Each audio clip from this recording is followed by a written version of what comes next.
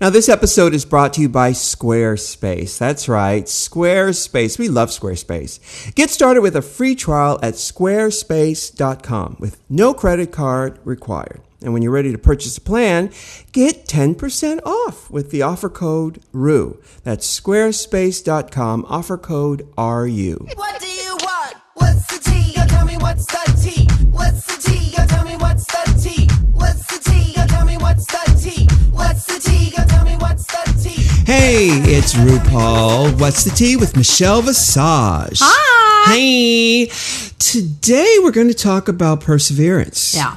And, oh my goodness, this is a subject that you cannot talk about enough. My favorite word ever is stick-with-itness. Is that a word? No, but it is now. Yeah. Perseverance and stick-with-itness are the same thing. And it really, if you think about it, especially in our community, it's what the Trevor Project is all about. It's it gets better, or we like to call it gets butter, is all about. You got pancakes? It gets butter. You got bread, it gets butter. Yes. But really, it's what it's about. I have kids, and I have one daughter in particular that has been wearing a back brace since she's 7 years old. This kid also wears glasses. This kid also happens to be Mensa smart and all these things. And these moments when they think that, she thinks that her life is not, ending. Right. I keep saying, listen, there's another side to this. Mm-hmm. It's a hump that you have to get over. And ironically, she's a hurdler. Once you get over the hurdle, you're going to see what's on the other side. How funny is that? It's all irony, It's darling. it's like on Jeopardy where the answer is in the question. Yep. It's already embedded in there. And, from an early age, I knew that, that my little neighborhood in San Diego was not going to be the end of me, or that this was just the beginning. Yeah, but that's a special person. You've always had this light. You've always had this gift. You had no choice. You were on your own at 5 years old, 6 years old. Yeah. You had it within you and you created it, which is a beautiful fantasy that I think a lot of kids can relate to. But the majority of people don't have that gift, and they don't have that light. I wonder why. It comes so natural to you and I. Yes. What is that special thing, that special insight or foresight that allows a person to say, you know what, I got big things coming my way? I wish I had the answer to that, because we'd be millionaires if we can bottle that and sell it, but it doesn't happen like that for a lot of kids who are in the moment and hurting, and they don't know that they're ever going to get out of their small town USA. South Plainfield, New Jersey, while I am so proud to be from there, it never even entered my radar. Like you would be what? there forever. I knew the minute that I graduated high school, I was going to New York City. Right. I didn't think nothing. Yeah. No, this is my foundation. This is where I grew up. But where did you get that idea? From television or from movies? Maybe because I and grew magazines? up really being into musical theater and really loving that. And that was my escape. Being able to sing West Side Story, from the opening to the ending, the entire thing by myself, or whatever it is, Barbra Streisand, whatever those, Donna Summer on the radio was huge for me. Mm-hmm. That whole album, I'd sit in the living room by myself and sing the whole thing, every song, every word. That was my escape. Wow. So maybe some kids don't have an escape. I don't know. I don't know what that is. I don't know what that spark is. But you saw that Cher special where she plays all the parts? Oh, are you kidding me? From West Side Story. Of course. Have I seen it? Of course. I know that was me without the wigs. Well, that kind of imagination, that kind of it's special, and it carried me through so much, even when it was at its darkest, the darkest periods I've ever been through. And there've been some dark ones. I knew that if I could hold on tight, like have a strong foundation, like a tree, build a foundation, and no matter what storm comes down the pike, I'm going to be fine. So you knew. What do we tell the kids who don't know that there really is another side to what they're going through? Well, first of all, you've got to do your homework. Watch The Wizard of Oz, which I had in my dressing room yesterday playing. Watch The Matrix. Let's go back to The Wizard of Oz. Let's do one at a time. Okay, all right. Why is The Wizard of Oz so important to you and so pivotal in your world? Because it's a parable, and it shows you what the trajectory of a lifetime on this planet is like. Here's this girl. She has a dream within a dream, and she imagines this world where she has a goal. She has to get to home, or she has to get to Oz, And it ain't so that easy. she can get home. Ain't And she has easy. to do this trek. And I was looking at it yesterday, and It's scary. It's scary. Yes. But and I get choked up when I think about it, but you meet these people along the way that become the people who help you, Change your life. The scarecrow. And I love it when she says to the scarecrow, she whispers in his ear, I'm paraphrasing, you're my favorite. Oh, it gets me every single time. My eyes are welling up with tears right now. They are. And with the point where she gets through the poppy fields, which emulates addiction, drugs. Poppies is opium. Yes. And opium is heroin. Yeah. And it shows, so the And it can be any drug of your choice, by the way. yes. Food, drink, Yes. whatever. But the Tin Man, who is immune to the smell of the pot, he's like, wake up. She says, let me just sleep here just for a little bit. Let me just, And she says, no, Dorothy, wake up. Come on, let's go. Anyway, watch that movie, and all of the stages of life, all of the dark side and the happiness, the triumphs, the failures, all happen in that movie. When did you see what that movie really was? Because as many times as I saw it, I didn't see it as that until you broke it down for me. Well, I knew it on an unconscious level as a kid. You know the truth of who you are. Yeah. Even within the dream, within the nightmare or the daydream or whatever you want to call it. Years later, I equated it to the Matrix, because the Matrix actually alludes to the Wizard of Oz and Alice in Wonderland. All of that stuff. A lot of the dialogue that we're talking about here, you can't explain to someone, because it's almost two different worlds. There's the real world and the more realer world. Yeah. And the Wizard of Oz talks about that. Do you think that comes with wisdom, which comes with age? Some people never get it, though. Some people, I like to equate it to a play. If you have a production of Waiting for Godot or some play, and then you believe that you are the character in the play, when the truth is you're the actor playing that role, if that makes any sense. No, it does. It makes complete sense. So, what I'm saying, and what the Wizard of Oz and all the ascended masters say, is that you are not who you think you are. You're playing a role. So don't take this role too seriously. Persevere. Know that the plot will change Constantly. Mm-hmm. And there will be other characters or actors introduced into this play, and you never know what information they have for your character. So persevere, stick it out, stick this role out, but don't take it too seriously, because it is just a play. And understand that the time you're having now that may be difficult, and you will get through it, this is not the end of the tough times. Yeah. There's always things thrown at you, and it's how you handle it in that moment.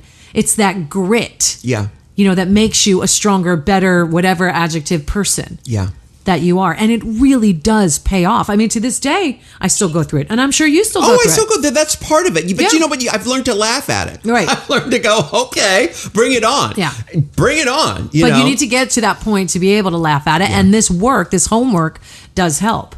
In that moment, it seems like it's the worst, especially these kids in these moments of, especially LGBT youth, not understanding who they really are, or figuring out finally who they really are, and their mother or father going, oh, no, not in this house, you're not. Right. You're not that. And they think that they're alone and nobody understands them, when really we do. We're out there and we understand, and we're your family. And with the risk of sounding cliche, it does get better. There's so much more than this thing that you're wallowing in right now. So it's up to you to pull yourself out of it. Whether it takes a candy bar, or it takes a TV show, or watching Wizard of Oz, whatever it takes, pull yourself out of that. That's right. Because you can sink in. Now, can you have your daughter pass me a tissue? Don't stop the tape. It's all right. Yes. Pass me a tissue over there, because, I gave Michelle this fragrance that I love. It's in there, honey. Do you smell it?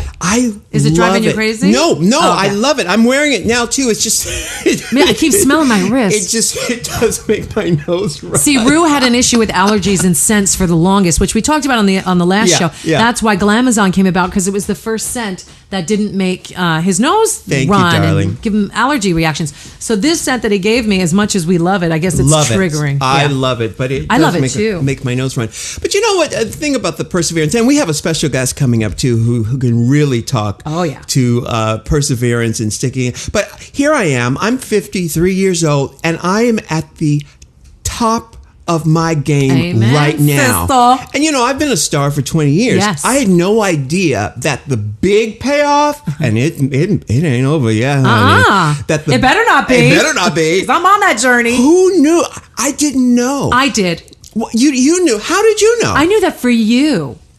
I knew it for me all along, and I don't even feel like I've begun yet. Like, I feel like we've talked about this many times ad nauseum. But I knew it for you from the moment I saw you when I was 17 years old in the club. Wow. And the same way you knew it when you saw me. Yes, absolutely. So sometimes it's not ourselves. Well, it's like the scarecrow, and you need friends who can tell you, say, look, listen, sister. Yeah. You know, this is what I see. Because a lot of times you can't see it for yourself. No. Can't see I'm it for going to go yourself. on the record by saying, not a lot of the times, most of the time, Right. you don't see it for yourself. Or you see something different that kind of is off path for you. Yeah, Like, yeah. no, you're not seeing that the right way. It's this. Look at this. So most of the time we see things in a skewed vision. Right. For ourselves. It's you know, it's unfortunate. I tell you, when I met Randy Barbado, I have to laugh. I met him in the lobby of the Marriott Marquis in New York City. It was the summer of convention? '85. It was the New Music Seminar. I met him for the first time, and we had heard of each other before because we had mutual friends. But when I met him, he looked me in the eye, and he's looking at me. I could see in his eyes. This is, I don't know how many years ago. I could see that everything that's happened to me in my career, I could see it in his eyes. Yeah. I could see that he could see that I would be doing this show, I'd be doing records and movies, and I could see it in his eyes. Yeah. And it shocked me because I knew I had that, but the fact that someone else could see it made me think, oh, I didn't dream it. It's not a fluke. I was right. right. Yes. He didn't tell me that. Yeah. I could see it in his eyes. That's a special gift. And by the way, he's 2 doors down from me right now. I have not let that MF go. Why would you, girl? He's right down the. Yes. Nor would you ever. Why would you? You think no. I'm ever letting you go? No. Ain't happening. No, it ain't happening. You stick with the winners. You stick with the people who see your vision. But I got to tell you, you got to drop the losers. You got to drop the people who are going to tell you you can't do it. Which is difficult. And you know this because you had a lot of glamour honors when I met you. Sure. And as did I. And mine were in form of boyfriends as well. Those people are the ones that can affect you the most because they're the ones that have your heart. Yeah. But your friends too. And you guys know who we're talking about. Yeah. And then a lot of you are listening going, I know who that person or people are.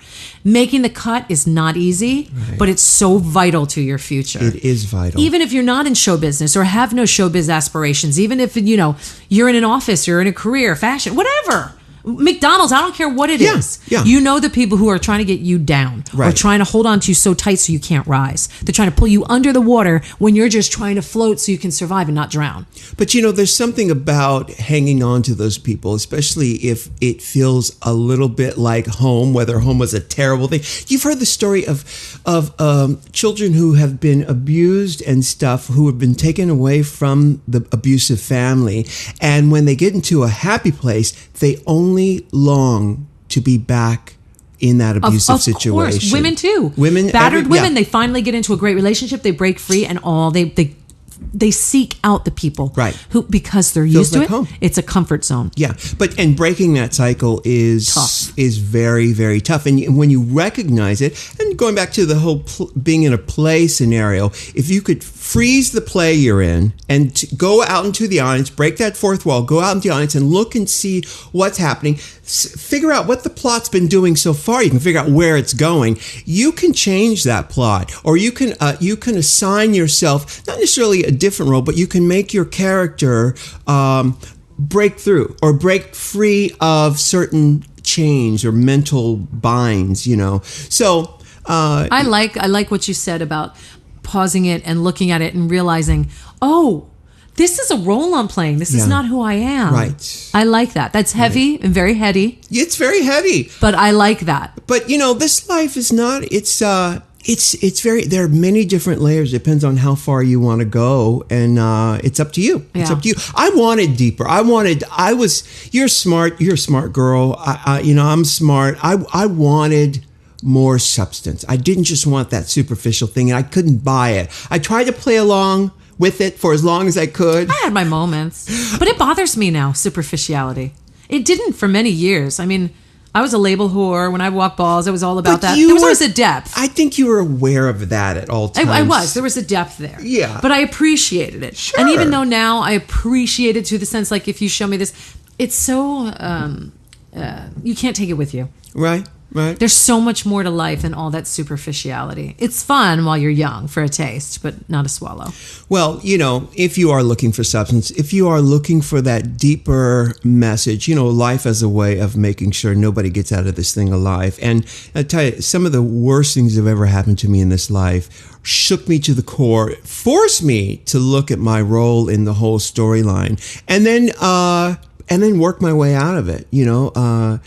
Some of the most awful things that have ever happened to me turn out to be the best things that could have ever happened because to me. of you focusing on keeping your eye on the prize and you going, I ain't going down like this. Because I was sick and tired of being sick and tired. Because I was sick and tired of taking the exact same scenario happening over and over again, like the movie Groundhog's Day. Right. Where it's like, why am I conjuring up the exact same situation? And how do we start dissecting this when we go, why does this keep happening? Why is this repetitive? Yeah. So we then have to what? Deconstruct? Well, you break the cycle. You have to think what the payoff is. We talked about this before.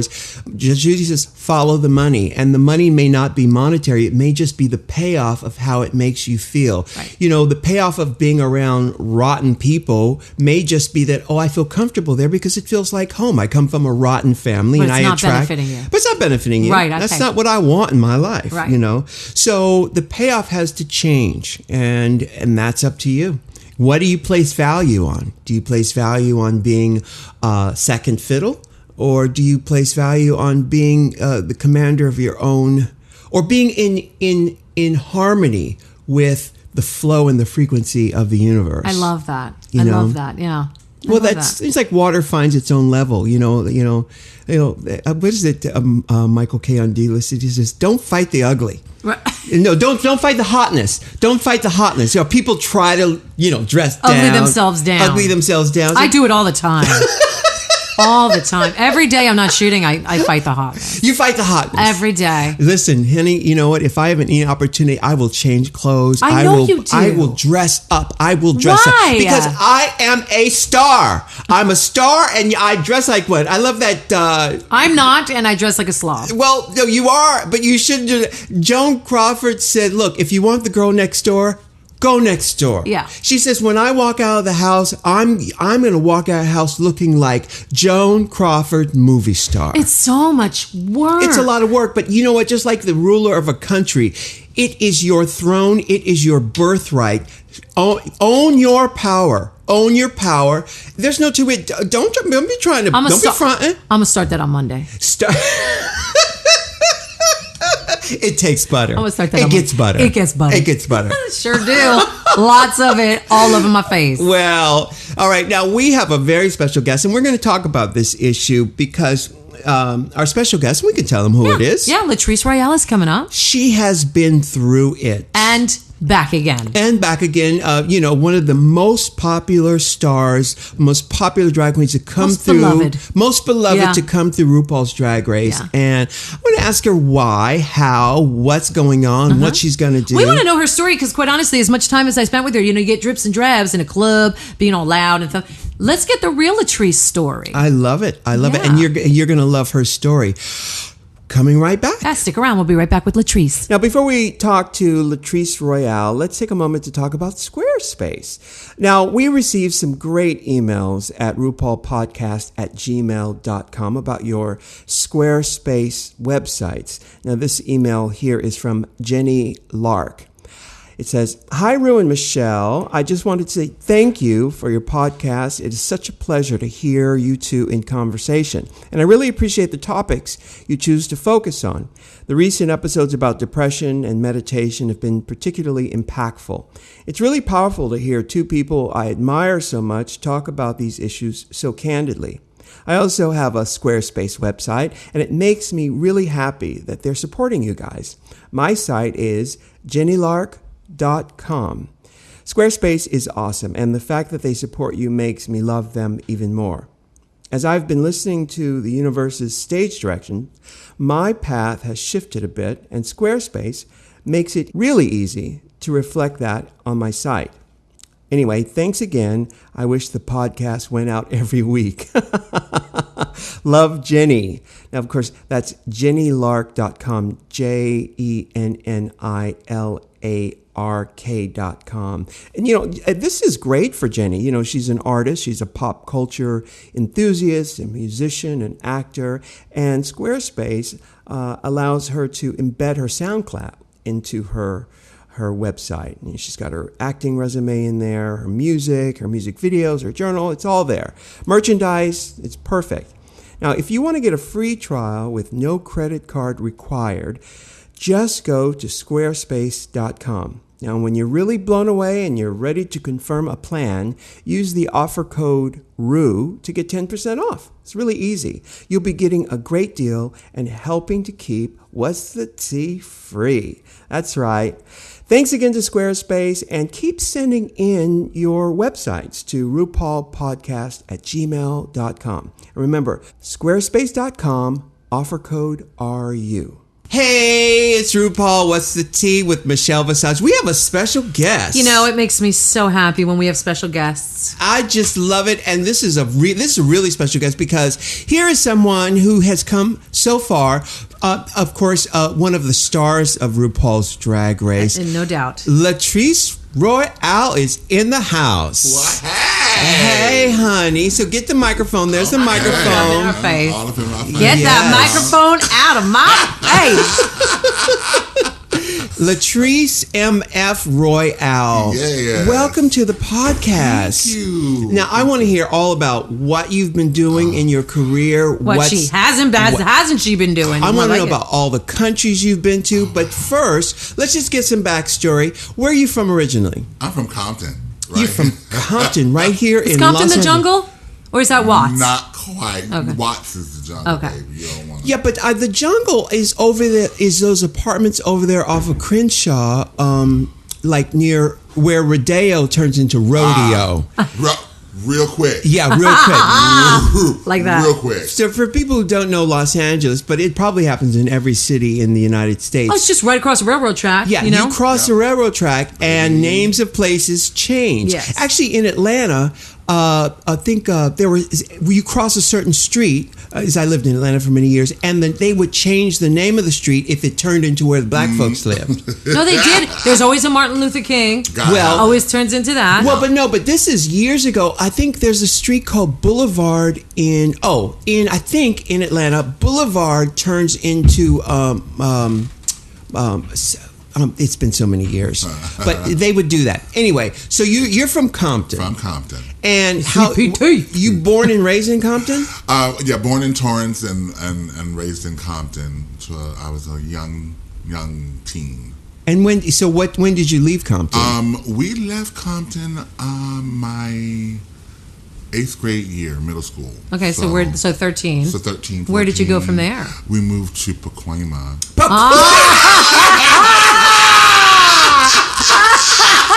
Listen, listeners, we're not laughing at Pacoima. Ru loves to use Pacoima as a punchline.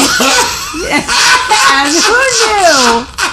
Who knew all along? Pacoima is the perfect punchline because in the words of Sid Caesar, I learned from Sid Caesar that if you have a ka or a cha sound in a punchline, it's the funniest. I thought that was George Carlin. It was No. Caesar? It was Sid Caesar. He was one of the famous television writers from way back, and he was part of the, he had come from the Borscht Belt style of humor. Our favorite. Which really infiltrated the golden age of television that I grew up with. So all of the punchlines in Pacoima, that's why Shaka Khan is funny. It's a funny. No. So whenever there's a punchline for a city, I always say Pacoima. Well, there you have it. Yeah. Boom, boom. Yeah. Okay. Yeah.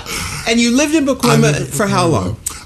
We lived there from about 3 or 4 years. So from, because I went to high school in Sun Valley to Polytech, and we left so 3 years. I left my junior year. The original P-Town. Yes. And then we moved to Moreno Valley.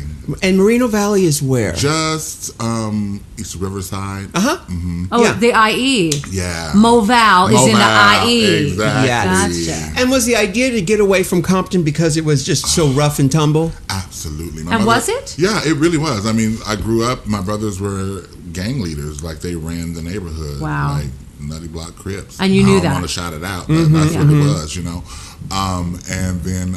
Did Mama know that? Mom knew that. Yeah. Because we had, Was it do scary. or die? It was scary. It was really scary. I mean, there would be my brothers come home with gunshot wounds, Oh, and stab my wounds, goodness. and it's like, why aren't you at the hospital? Why are you here? Right. You know, but that's what happened. They got into some kind of altercation with some other gang, and Straight I up. watched it happen in my household. So, And was when crazy. you all moved to Pacoima, did your mother leave them behind? oh yeah, absolutely, She left them behind. absolutely, Because they weren't 100%. leaving their gangbanging behind. No, yeah, it was basically, I want my baby to have a different experience than this. Are you the youngest? I'm the youngest of Aw. 5 Right. boys. Yeah. Are all of your brothers still with us? No, there are 2 left. I had 2 other brothers who had passed. One passed back, and I was like maybe 6. You're a baby. Or so I was a baby. Due to his activity? I'm sorry? Due to his activity? From the No, life? he was actually a vet he was in Nam, and he had post.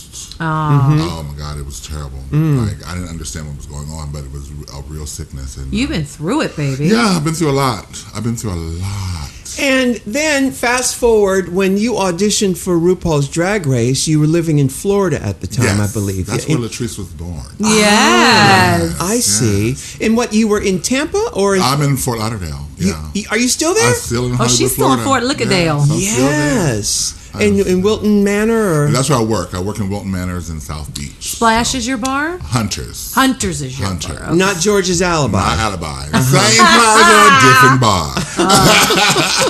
I love Fort Lickerdale. Yes. I do. It's so much fun. Yes, come a on huge vacation, community. leave on probation, back in violation. Now, where in this process did you have your unfortunate incarceration? What happened? Where in this process was the unfortunate incarceration? Well, that happened in 2001 in Florida? in Florida, In Florida. in Broward County. That's what I'm saying. It's a trap. But It is. yeah, you know. But yeah, that all went down in Fort Lauderdale, and Yeah. it was a lot of shade involved, with that whole thing, because it didn't have to happen in the first place. Right. It Did really didn't. someone told on you? Basically, what happened was I was inside the club. I told the officers where I was going because they pulled me over right across the street from the club. So I parked, but when they ran my tags, they discovered my license and all that stuff was Right. boo-boo. Yeah. So they came over to the club to look for me. Up in drags? I know I wasn't in drag. Okay. I was just out as a boy. When they came to the door, they didn't let them in, but they had somebody come and get me. Instead of them letting me know that the police were at the door, they just said, somebody's at the door for you. Ooh, shade. So I'm thinking it's somebody who wants to get on the guest list. So yeah. I troop on up to the front, like, who wants, who? And they're like, no, outside. And I look out, and then there's the police. Oh. Yeah.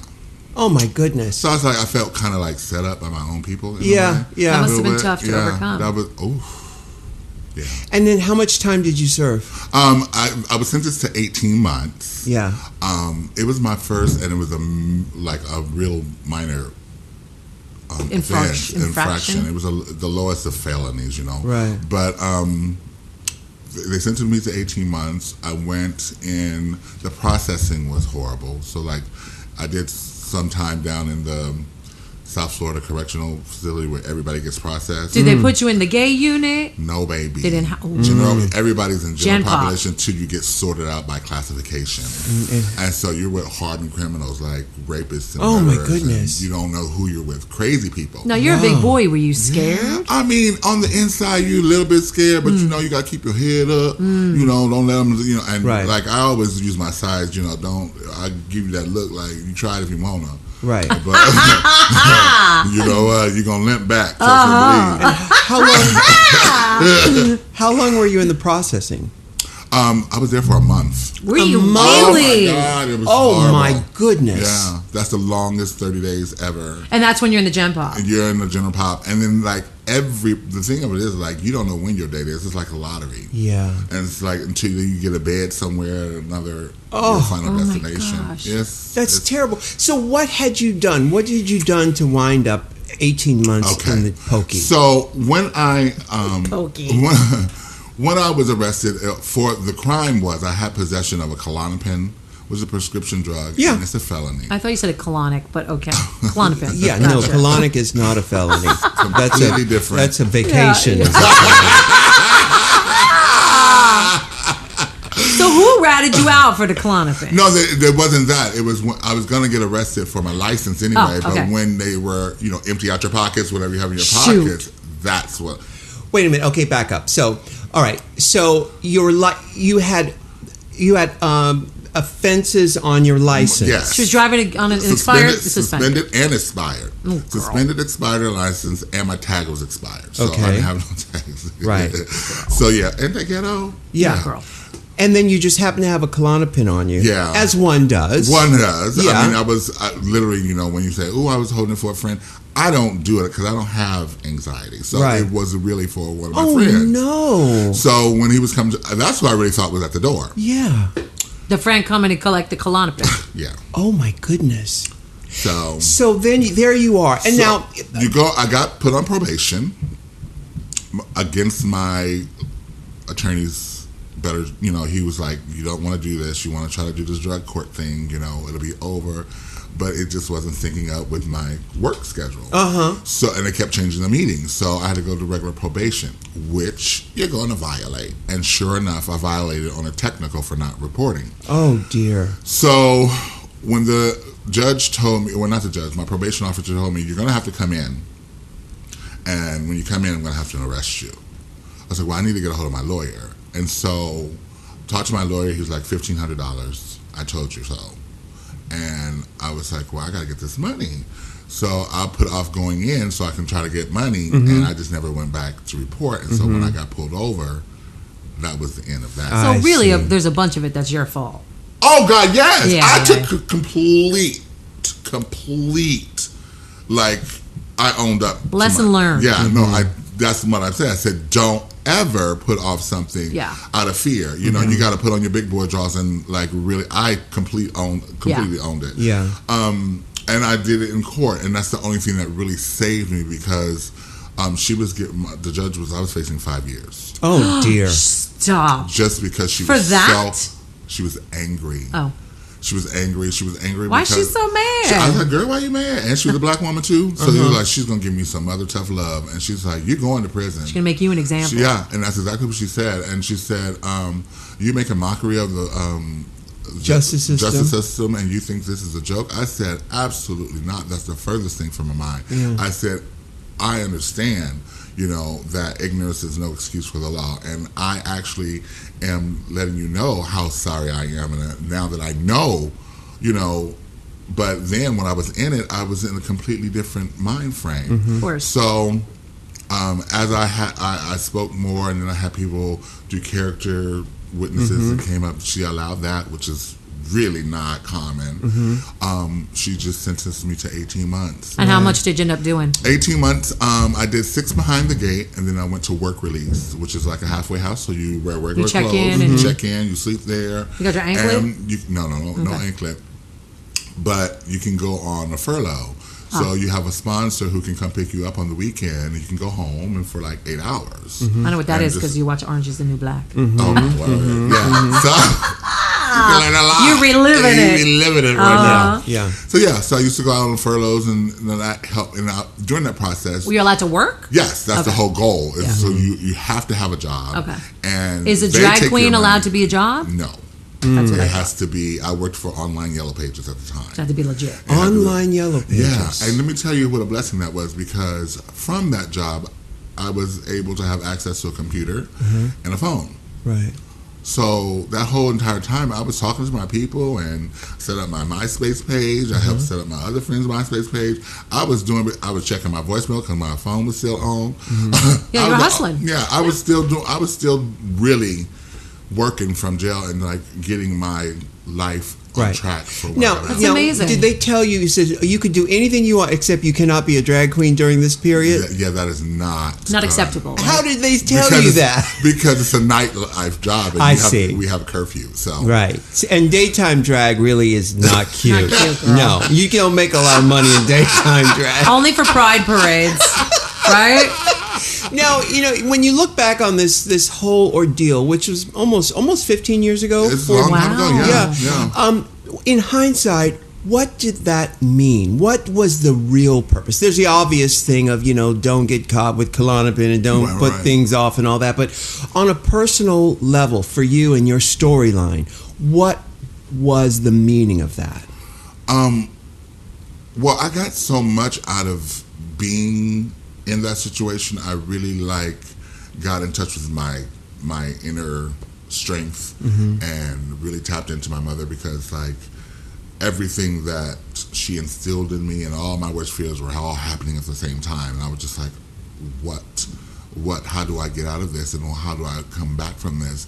But all the things that she instilled in me, it just all came real back fresh, and I had a clear vision of everything and every move I wanted to make. It was very well thought out, and I have to say I'm glad that I found out who my friends were. Real quick. I found out who my friends were, and the people who skin and grin in your face are not the people who are still skinning and grinning when your back is turned. So, But that's life in general, isn't it? You find It out really now that you're in the is. public eye. I know that I find out real quick, and you do too, the people who were with you, and then the people came out of the woodwork when you were on TV or when your book, you know what I mean? Yeah. You find It's out real crazy. fast. Yeah. crazy. And your mother was with us during this whole process? my mother was with us during this whole process. She passed right before my sentencing. Right before. Before my sentencing. That's why she was with you in there. Yeah. Did you know that? Exactly. Did you know that she was going to be transitioning before? I didn't. Well, no. Was it sudden? No. This whole thing was very sudden. Well, no one knew where I was, and my brother was trying to find me, and he's an ex-Marine, so he did his Nancy Drew and got a hold of somebody who got a hold of somebody, and they found me in the jail, because he was starting for every jail and hospital from Miami all the way up the coast of Florida. And they found me, and he got in touch with the commanding officer at the jail and was actually able to, and this is on a weekend. So this never happens. Number one, you never get anyone to talk to. And number two, for them to pull me out of my cell to let me talk on the phone never happens. Right, and to talk on the phone to tell you that your mother had passed? It's passing. Is passing. She was holding on for a week. Like the doctors had said she should have been gone, but she's holding on for some reason. And they didn't let you go see her? And no, because I was a flight risk, because I had never reported, so I was considered a flight risk. And so, did you get to speak with her? She got to hear my voice. Because she couldn't talk? She was she couldn't talk. So my brother said, I'm going to put the phone to her ear, and you talk to her. Don't tell her where you are. Just let her know where what you're doing, and all that kind of good stuff. And when you're done, Yeah. So that was kind of hard. Yeah, I'm sure it was. I think everybody has these benchmarks, these crossroads in their life where you can go one way or the other. And here you had to sort of walk through fire. Was this your Saturn returns? Were you 28 at this time? How old were you? Oh, I'm 30. I was 30. Yeah. 30. I was 30-something. Because Saturn Returns is usually when a person is 28 or leading up to being 28. You know, for me, my Saturn Returns was started at 27 and then really didn't end until I was 30. I mean, the dust didn't settle until I was 30. But it's just an interesting benchmark for your life to have this thing, and I'm sure you're forever changed by it. Forever. I never knew that I had like the strengths that I had, and it's like when they put me in the isolation booth after, I got the news that my mother had finally passed and made the transition. I was in there about 45 minutes, and I cried, and I was doing my little thing and grieving, and then all of a sudden, just calm came over me, and I just felt so connected, and I just heard my mother say, "It's okay." Right. Now, they couldn't find you by design. Had you just disappeared from them? Right. Yeah. Why? Much. Because my family wasn't supportive of my lifestyle. Mama too? Mother was always there for me. She was always there for me. So it was more your brothers? It was my brothers. But more so one than the other, because Curtis, I'll mention his name.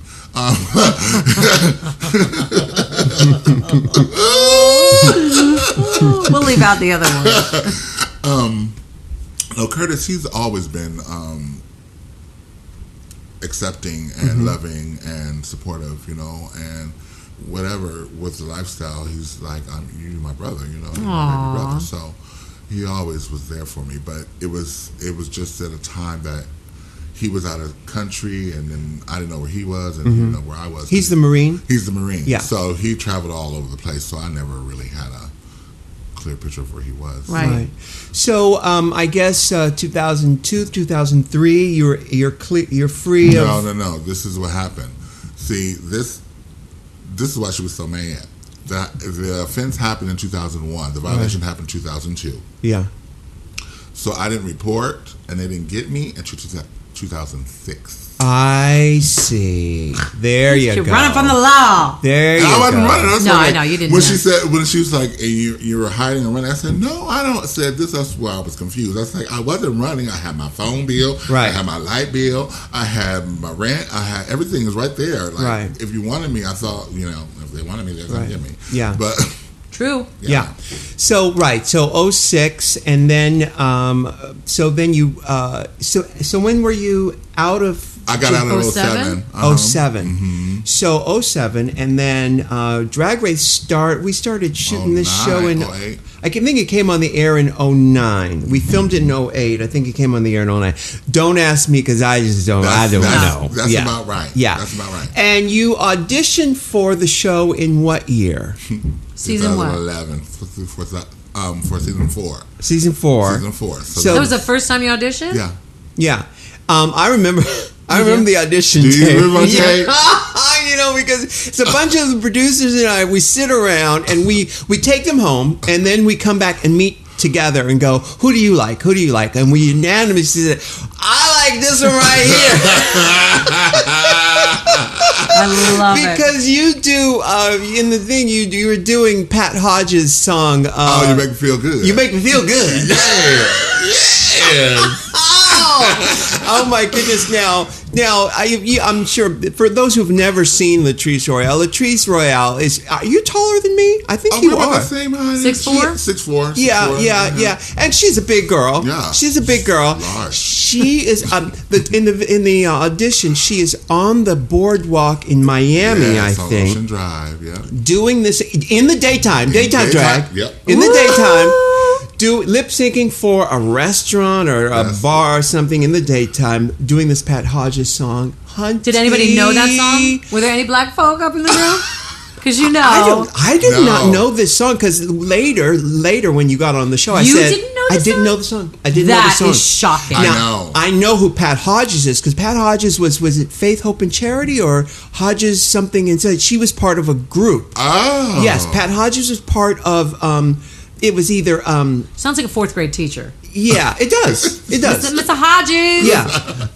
She was part of a group, and I knew of her, but I did not know the song. And it just wore me out, and you know, we just had to have you on the show. Well, it paid off, baby. Well, word. Yes, Word. you came on to season 4, and then you were on our All Stars show also. So, tell me about your life post. First of all, actually, what did you expect from being on Drag Race? What did you expect it to be, and what do you expect to get out of it? And did you?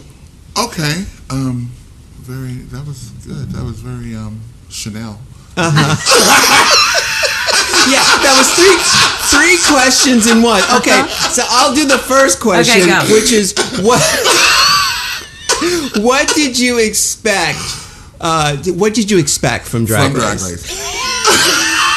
Follow me, girl. Follow me, girl. Chanel is a girl from season 1, and she asked people questions. She asked 5 questions at one time.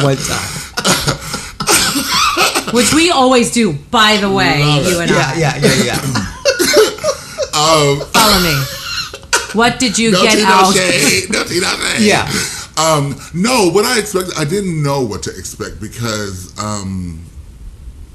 you know, everybody has their own experience, but I just wanted a platform to be able to tell my story, number one, and let the nation and world see what I do, number two. So I didn't know what exactly to expect, but what I got from it was far beyond my imagination. Like I couldn't have, I can't get into you guys' warped minds because I could never conjure up the things that you guys had us do. So it was worth it, though, wasn't it? It was so worth it, and I would tell anybody to this day, it is the hardest work I've ever done in my entire life. In my entire life. It looks effortless on television, and that's great. Wonderful, wonderful, wonderful. But bitch, until you do this and get a piece of what goes on in here for real, it's serious. Right. It's serious. So I found like my inner strength that I never knew I had, you know, and to be able to hold true to who I was and my integrity and my beliefs and all that through it and dealing with all those other personalities, that was a success for me as well. That was you know. What was the hardest part? Was it the sleep deprivation? A little. That something else she was things. Deprived. No, in this but we're gonna right go with here. the sleep. Yeah. See, because now you guys have worked together on the road. Oh, I can only imagine what you guys are talking about. No, you have an idea. Oh, well, you know. Yes. Yeah. But no, it really was. It's so mentally exhausting. Yes. Because by design. Yeah. It's really, and then you know, no one tells you about the runway and there was. Oh no! See, that's how long you're asked to stand it up there? That's really the hardest part of the show. Is standing up, waiting to be evaluated from the judges. That is the most horriblest. Was it harder than prison? Yes. Oh my God! Really? Because bitch, I could sit down when my knees got tired. Instead, she wore them damn black boots, standing up there in them chunky heels. Bitch, it was either that on the floor. No, I'm with you. I'm with you. You know I busted you. Yeah, you did. But you know, I had to step it up, girl. All love, girl. All love. Oh my goodness! Wow. So, so since the show, you know, and I got to tell you, we knew while making the show that you were so beloved. People just fell in love with you, and the response to you was just overwhelmingly positive, and you became sort of this this loving mother character. I love that. You know, and so did that surprise you? Well, it was overwhelming. I you know, I have that reputation of being kind of the mother, the auntie, you know, favorite auntie, and everything like that within my own family, you know, but. Now it's like it was for it to resonate to so many people and everybody to really respond and get into it and get into me. I'm still getting, because it's airing now over in the UK Yeah. or whatever, Yeah. and like people Yeah. are catching up, and it's like all over again. I'm getting this whole rejuvenated little Yeah. fan base thing going. So it's great. It's amazing. Yeah. Now, tell me the countries you've been to since the show has aired. Well, I've been to South Africa. And what was that like? That was amazing, beautiful. Cape Town. I was able to actually go to Tabletop Mountain. You know, that's one of the 7 wonders of the world. Oh. I can actually say I've been on Wow. top of Tabletop Mountain. That's amazing. Wow. It's amazing, and the people there, the culture there, absolutely beautiful. You know, they have their own drag scene, and I was there for the Miss Western Gay Cape pageant. They have a pageant there, and it is the biggest pageant in the whole country. Wow. And I mean, it should be televised the way it's produced. It's phenomenal.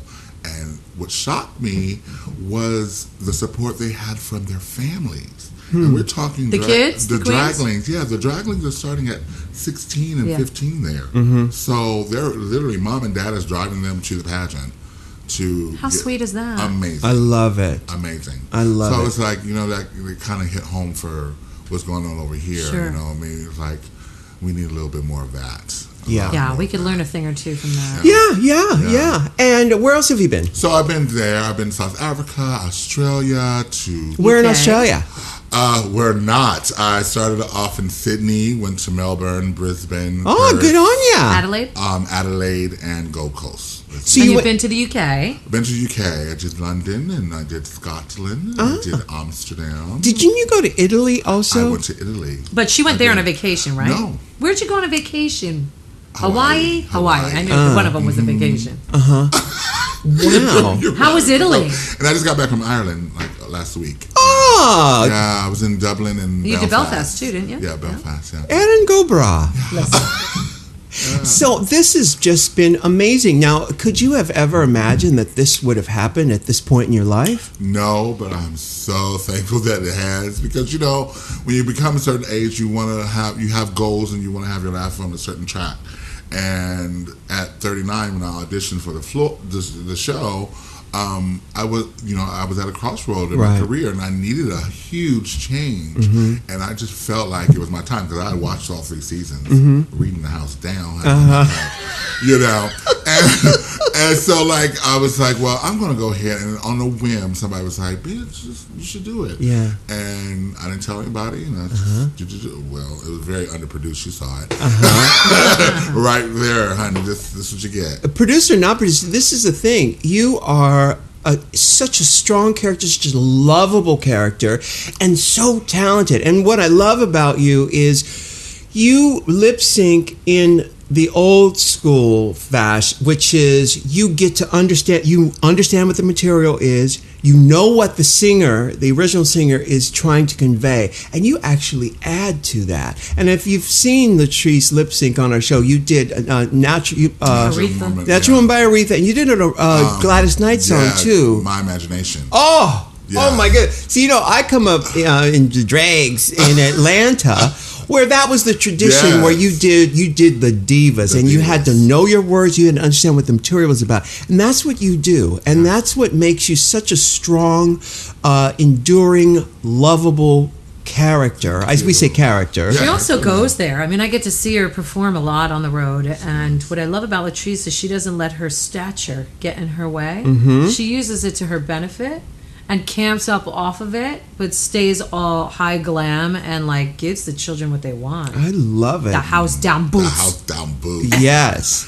So Yes. now, I know you've put out records and you've done other. What are your other things that you want to do?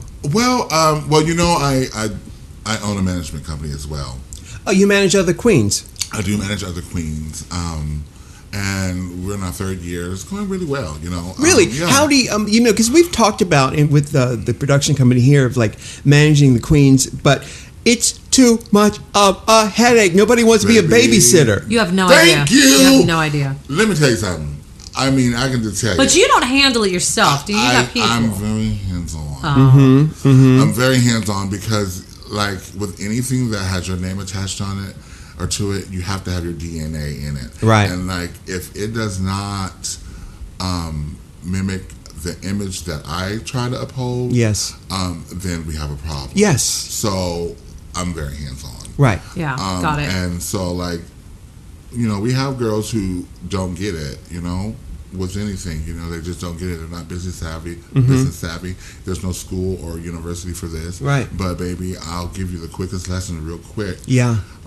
You don't want to cross me. Right. So, No. you know, but, yeah, it's going real well. And that's, you know, that's something I'm very proud of and excited about. But I'm a pageant owner. What pageant? I own Miss Pride South Florida.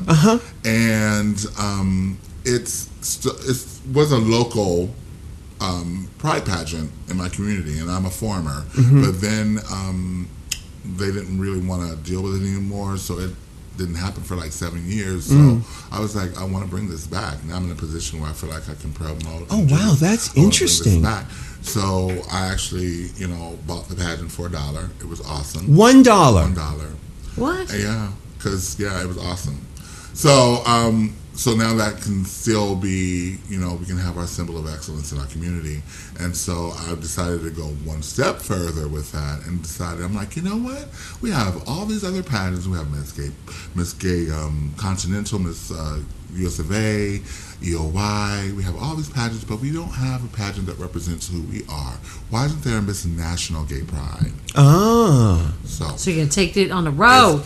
You're taking it national. I love that. So taking it national, and we got some great ideas on how we're going to bring the communities together and all that.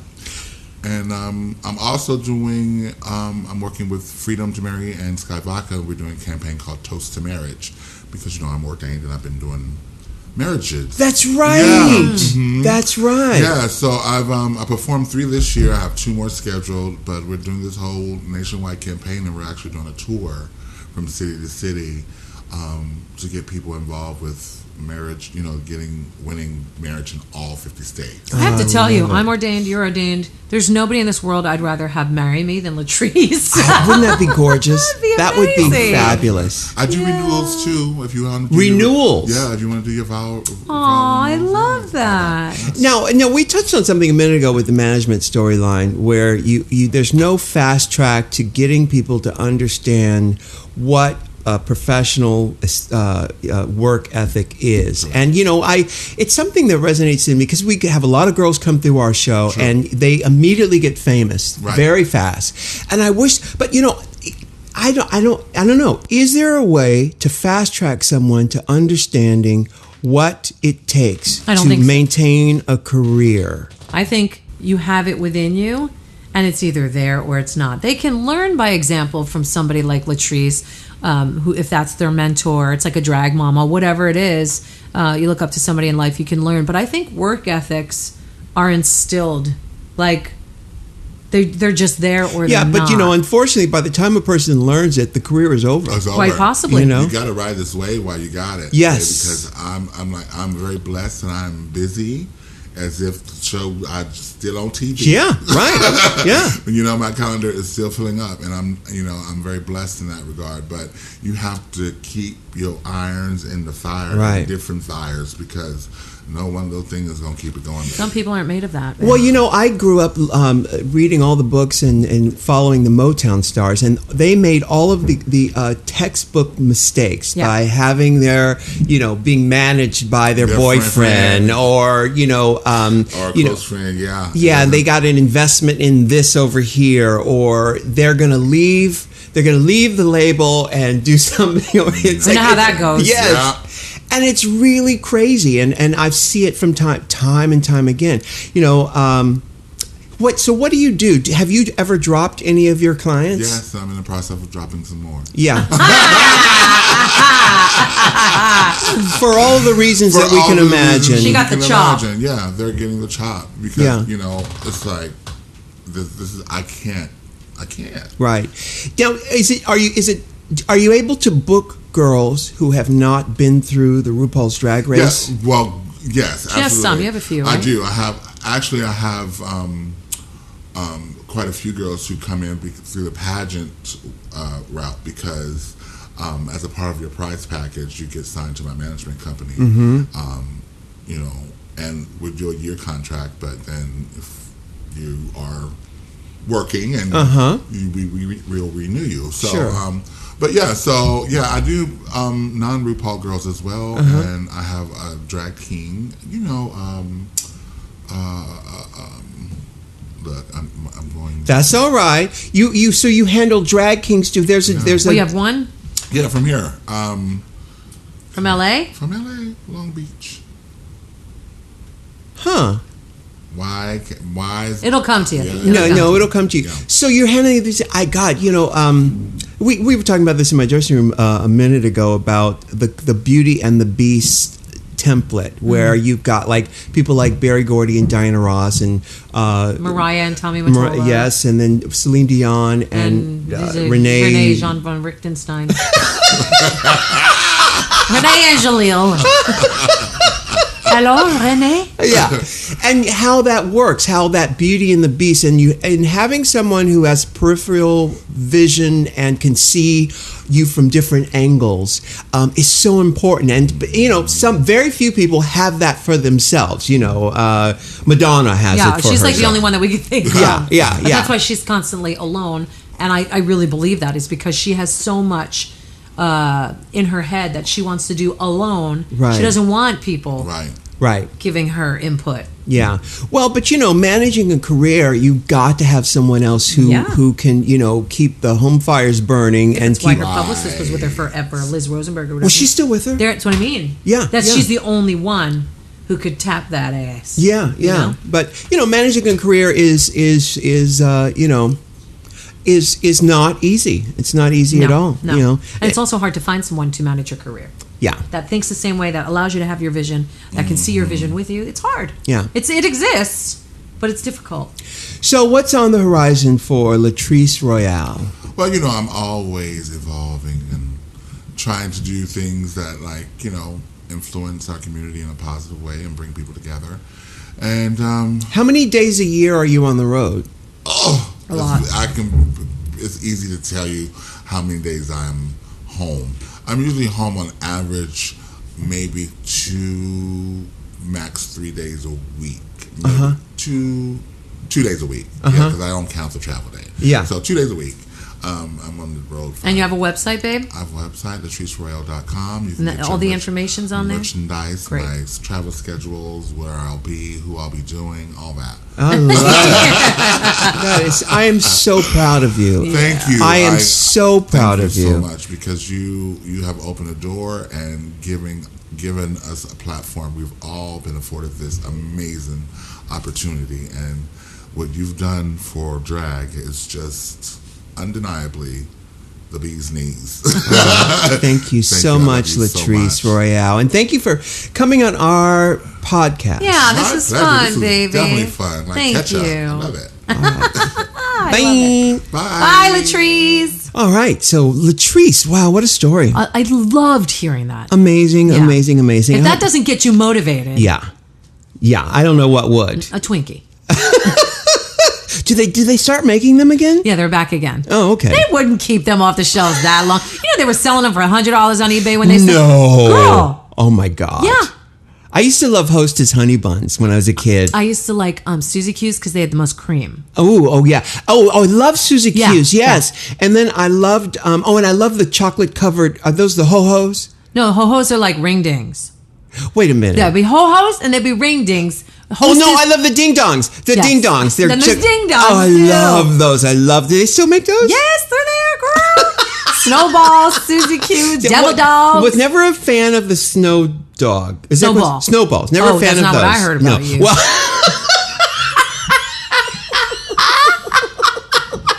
but I do. I love the apple pie ones too. The fried pies. Those. Yes. You love those, and you love a maple brown sugar Pop-Tart. Pop-Tart. Oh, see now, that's a whole nother storyline. Yeah. We have to talk about that on our next show. Persevere. Don't do it. It gets butter. We promise. Until next time. Yes, babies. Bye. Can I get an amen? If you can't love yourself, how in the hell you gonna love somebody else? Can I get an amen? And don't forget to subscribe on iTunes. If you can't love yourself, how in the hell you gonna love somebody else? Amen.